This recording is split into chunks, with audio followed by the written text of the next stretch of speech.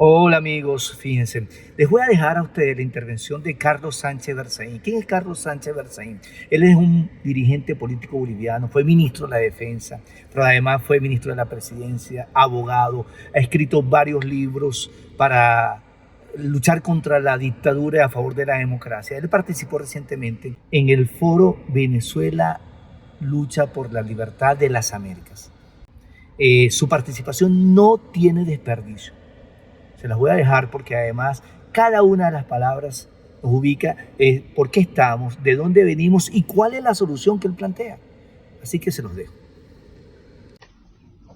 Lo primero que está probado es que Venezuela es una dictadura del socialismo del siglo XXI, que no es la única, que forma parte de la expansión de la dictadura de Cuba, que es posible gracias a Hugo Chávez, que cuando llega a la presidencia de Venezuela salva la dictadura cubana que estaba en agonía en 1999, y junto con Fidel Castro y Lula da Silva del Brasil, organizador del Foro de Sao Paulo, organizan un proceso liderado por Chávez que llaman el Movimiento Populista Bolivariano y que irrumpe con todo el dinero y petróleo de Venezuela en las Américas en un momento en que Estados Unidos, después del 11 de septiembre de 2001, marcha en retirada. Y entonces controlan la región, controlan incluso la Organización de Estados Americanos por 10 años con la gestión insulsa, y establecen un sistema de gobiernos de dictadura y de gobiernos paradictatoriales. Las dictaduras hoy día son 4: Cuba, Venezuela, Bolivia y Nicaragua. Pasó por ahí el Ecuador con Correa. Pero hay también 4 gobiernos paradictatoriales que se definen como aquellos gobiernos democráticos, en países democráticos que le deben al sistema dictatorial del socialismo del siglo XXI haber llegado al poder, y que por lo tanto cuando están en el poder se ponen al servicio de esas dictaduras. Y es muy claro, si ustedes pueden observar desde el día 1 de gobierno de López Obrador en México, de Petro en Colombia, de Lula en el Brasil, no en este gobierno, sino también en los anteriores, y de Boric en Chile, ponen toda su política exterior al servicio de las dictaduras y gran parte de su política interna y de su economía interna. Venezuela es una dictadura del socialismo del siglo XXI, castrochavismo, y es la principal del sistema de expansión cubano. Segundo tema. Estas dictaduras, para darse un aire de legitimidad internacional y mantener un engaño en el sistema, en una América que tiene Carta Democrática Interamericana, cuyo artículo primero manda que la democracia es un derecho de los pueblos de las Américas y que los gobiernos tienen la obligación de promoverla y defenderla, en ese escenario, para simular democracia, crean el concepto de dictadura electoralista, que se define como el conjunto de mecanismos para que el pueblo vote pero no elija. Para eso, falsifican el registro electoral, establecen una oposición funcional que depende de la dictadura y que es una oposición de mentira que se corrompe junto con la dictadura, escoge quiénes van a ser los candidatos en la elección, inhabilita a unos, exilia a otros, asesina a otros, lleva adelante un proceso de información nacional e internacional con control de medios. Son elecciones con presos políticos, con tortura y con exilio político y con persecución. Controla las campañas electorales y finalmente, cuando llega el día de la elección, falsifica el resultado. Porque los órganos electorales y el sistema de justicia son sus títeres. La CNE, los jueces en Venezuela, en Bolivia, en Nicaragua, en Cuba, son los empleados bajo riesgo de vida de lo que diga la dictadura. Dictadura electoralista. Tercer elemento. Nicolás Maduro es el representante principal del mecanismo de intervención y ocupación que sufre Venezuela desde hace años.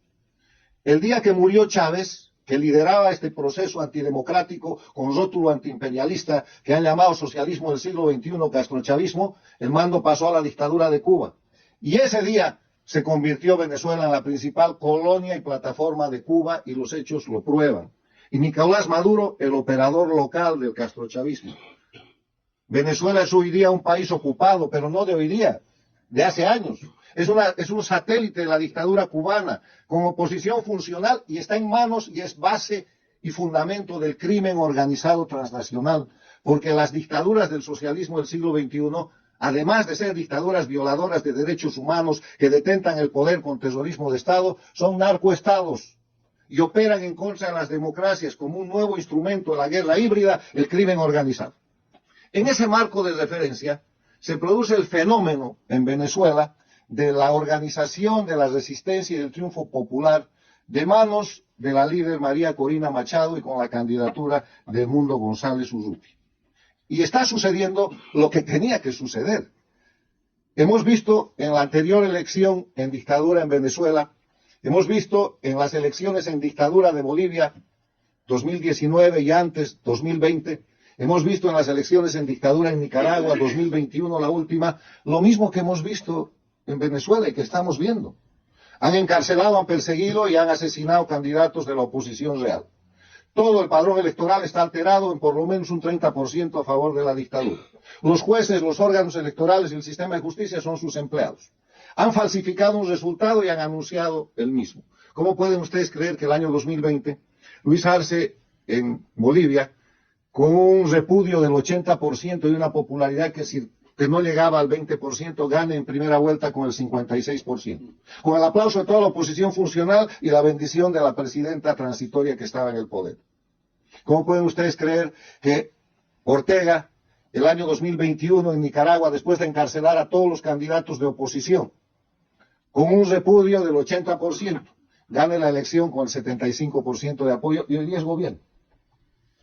Entonces, ¿qué es lo que se está jugando? No está en duda el triunfo del pueblo venezolano, está absolutamente demostrado, inclusive técnicamente por el fabuloso control electoral que ha hecho la oposición con 600.000 venezolanos operativos y desplazados por todo el territorio.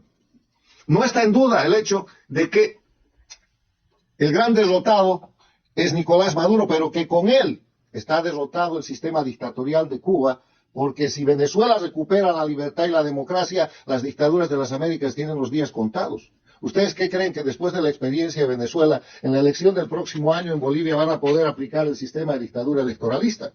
¿O en la próxima en Nicaragua va a funcionar esto? No funciona más.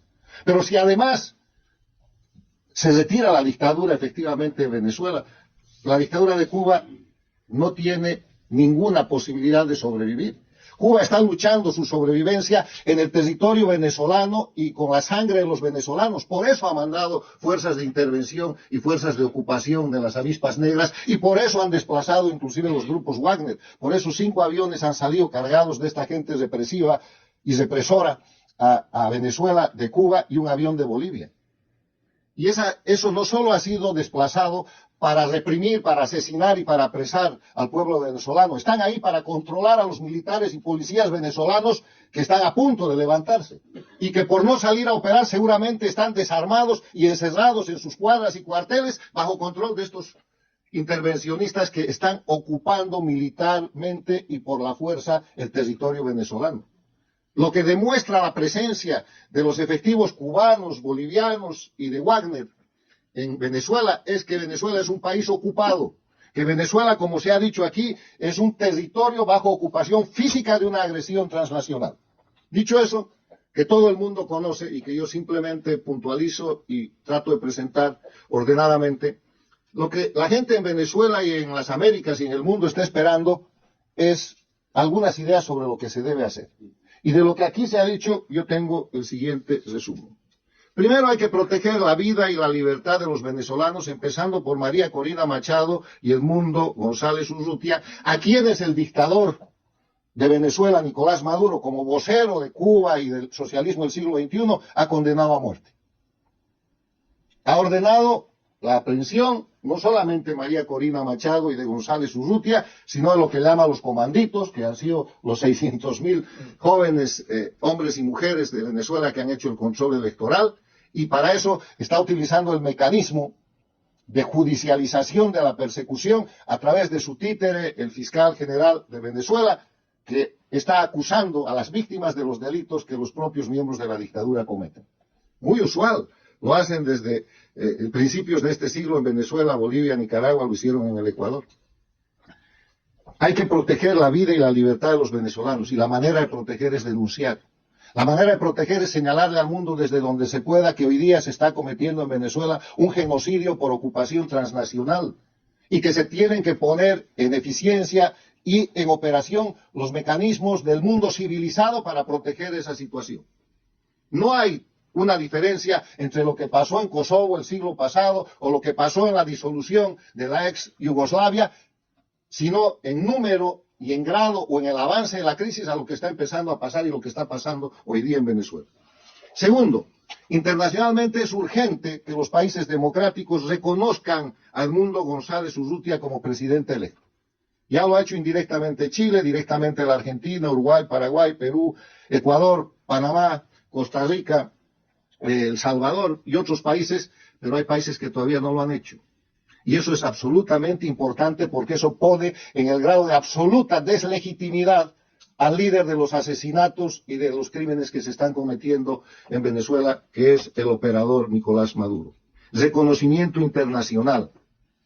Tercero, dejar claro que no hay abstención ni neutralidad posible en el tema de Venezuela, porque no hay abstención ni neutralidad frente al crimen. Esta no es una confrontación política, es un ataque criminal transnacional contra un pueblo desarmado. Y en ese sentido decirles a los gobernantes paradictatoriales, Lula del Brasil, Petro de Colombia, López Obrador de México y su sucesora, si se quiere, la señora Sheinbaum, si se quiere alinear en esa posición, que la abstención es una forma de apoyo al crimen, que es lo que han hecho la semana pasada en la OEA, y que nadie cree que ustedes están tratando de buscar una mediación para abrir una mesa de negociación. Lo que están haciendo es dándole tiempo al criminal Maduro y a la intervención cubana para seguir asesinando, para seguir matando y para tratar de eliminar la resistencia en Venezuela a través de la violencia. La dictadura necesita tiempo para neutralizar la resistencia popular y la movilización en Venezuela, y eso es lo que están buscando. O sea, son agentes del proceso de represión y del proceso de comisión de crímenes de lesa humanidad que se está realizando por la intervención transnacional en Venezuela. Finalmente, como Venezuela es un país bajo ocupación transnacional, bajo la comisión de hechos de crímenes flagrantes, crímenes de lesa humanidad, y está en avance un proceso de genocidio, se impone la aplicación de la Carta de las Naciones Unidas de acciones colectivas internacionales para este tipo de situaciones. Se impone a las Américas la aplicación del Tratado Interamericano de Asistencia Recíproca, a lo que solo se necesita votos. Ambas situaciones dan lugar a la creación de una fuerza internacional, en el caso de la ONU, Cascos Azules, o en el caso del PIAR, un conjunto de Fuerza Armada Internacional, para proteger al pueblo venezolano y para proteger lo que no es resultado de una elección, la vida, los derechos humanos, la integridad de un pueblo que en este momento, bajo la complicidad de quienes están buscando negociación, está siendo objeto de masacre para que no siga reclamando y para que no haga efectivo el triunfo que ha logrado en las elecciones del pasado 28 de julio. Aplicar el Tribunal Penal Internacional, que está demasiado lento, pese al impulso que le ha querido dar el secretario general de la Organización de Estados Americanos, y aplicar en cada país democrático la Convención de Palermo contra el crimen organizado transnacional, individualizando a la gente. Amoroso ya debería estar enjuiciado. Tiene que estar enjuiciado Diosdado Cabello, tiene que estar procesado y perseguido Padrino López y toda su plana mayor que permite la intervención y el sometimiento de militares que hoy día están bajo control externo. Los militares patriotas de Venezuela, los policías patriotas de Venezuela, hoy día son prisioneros de guerra en su propio territorio, porque les han intervenido sus cuarteles y les han intervenido su posibilidad de defender a su pueblo a través de la Fuerza Armada de Intervención Transnacional que ha mandado Cuba y que tiene el sello Guardia. Los efectos para las Américas son definitivos. Venezuela lucha por la libertad en las Américas y si no la logra en esta ocasión, será simplemente un episodio más de un final inevitable de las dictaduras. La libertad va a llegar, pero los pueblos de las Américas y los gobiernos democráticos de las Américas y del mundo tienen que acelerar ese proceso para evitar que suba el costo en vidas, en tortura, en sufrimiento y en miseria que está hoy día soportando el pueblo venezolano.